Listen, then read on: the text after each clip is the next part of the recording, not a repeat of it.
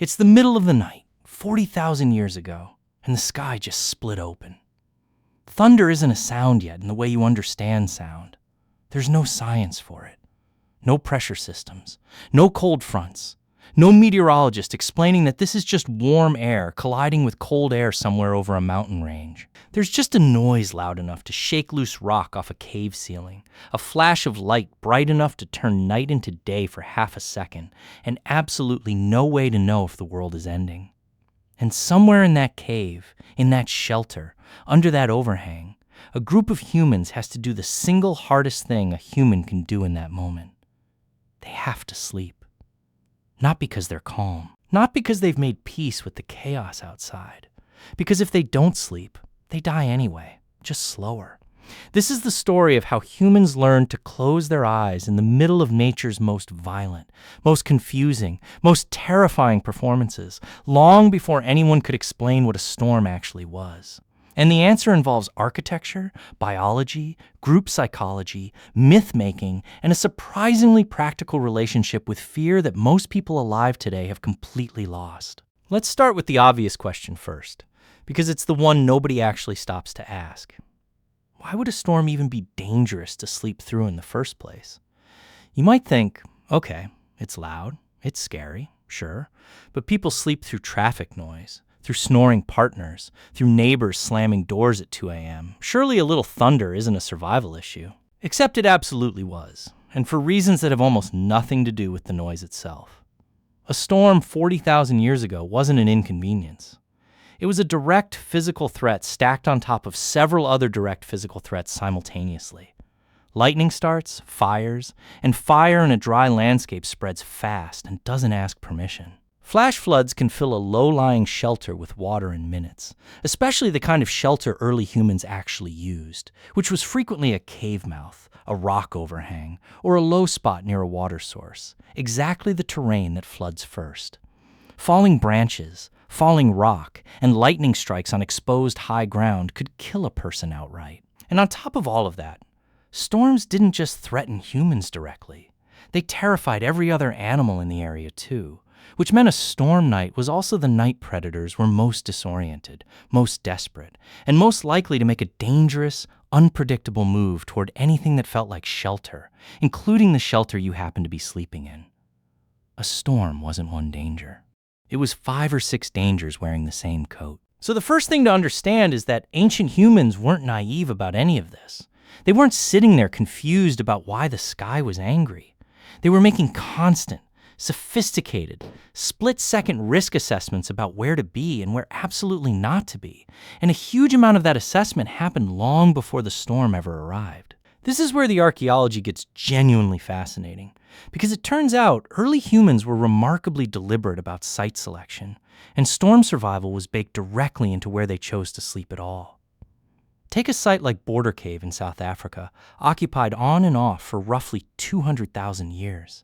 It sits elevated, tucked into a cliff face, with a wide overhang that sheds water outward instead of funneling it inward. That's not an accident. That's the same logic a modern architect uses when designing a roofline, just discovered through generations of trial, error, and the occasional very bad, very wet night.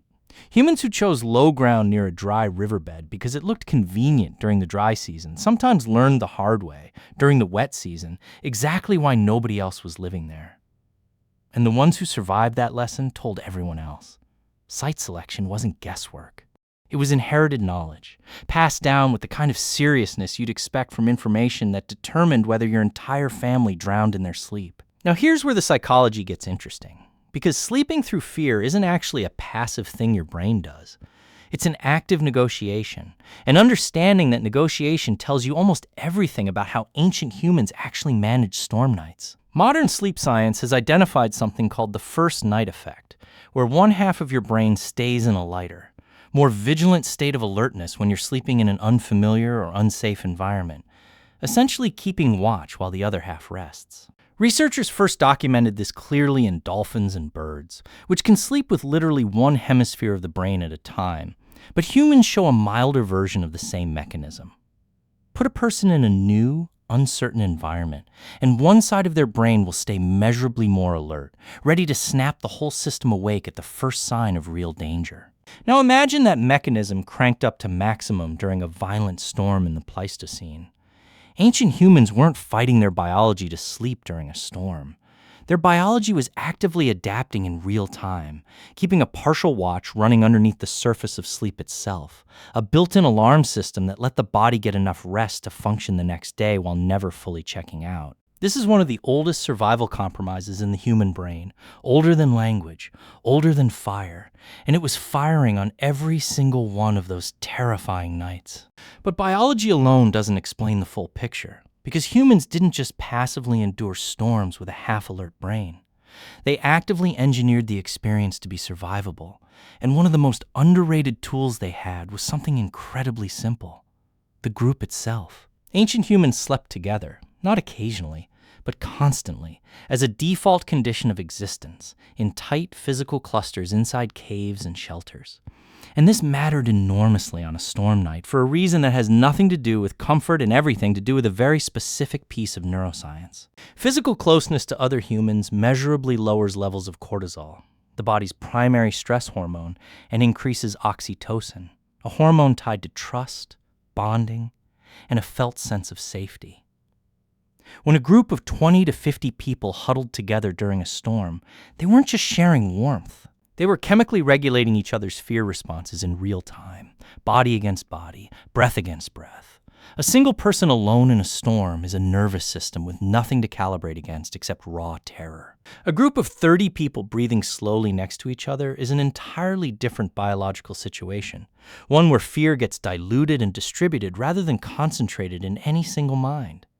This is, in the most literal sense, safety in numbers, except the safety wasn't just about fewer predators per person. It was neurochemical. Sleeping in a pile of other humans during a storm was, whether anyone understood the mechanism or not, an extremely effective anti-anxiety technology, millennia before anyone had a word for anxiety at all. And then there's fire, which deserves its own moment here because fire changed absolutely everything about how humans experienced a storm night, and not just in the ways you'd immediately assume. Yes, fire provided warmth.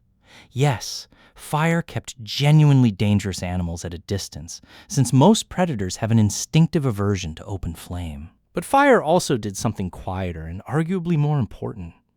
It gave people something to look at other than the darkness where the danger theoretically was. Human attention needs somewhere to go, and a fire, flickering, moving, alive in its own small, contained way, gives the eyes and the mind an anchor point that isn't the howling black chaos just past the cave mouth. Psychologists studying modern responses to fear have found repeatedly that focused visual attention on something controlled and predictable measurably reduces the physiological stress response compared to attention that's forced outward into an unpredictable environment. Ancient humans sitting around a fire during a storm weren't just physically warmer. Their nervous systems had somewhere safe to look, which meant somewhere safe, however small, for the mind to rest. Fire was light. Fire was warmth.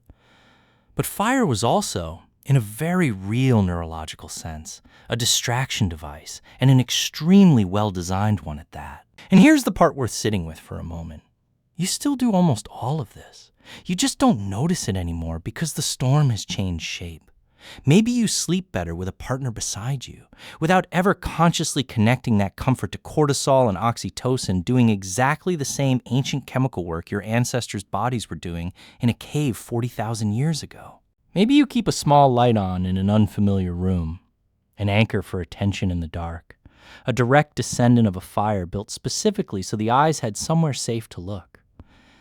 Maybe you still tell yourself a story before sleep, a plan for tomorrow, a narrative that turns an uncertain future into something with shape and order, the same basic trick your ancestors used on thunder itself. The storm outside your window tonight is exactly the same storm your ancestors listened to 40,000 years ago, the same violent, loud, indifferent collision of pressure and moisture and electricity that has never once cared whether you were ready for it.